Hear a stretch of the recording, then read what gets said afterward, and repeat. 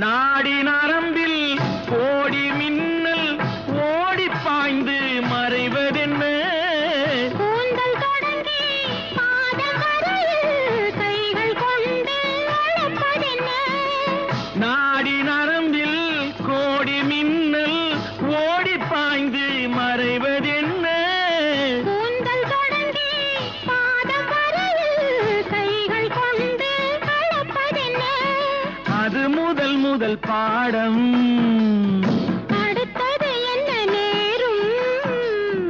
எடுப்பதும் கொடுப்பதும் நடக்கும். அதில் இருவர்க்கும் சரி பங்கு கிடைக்கும்.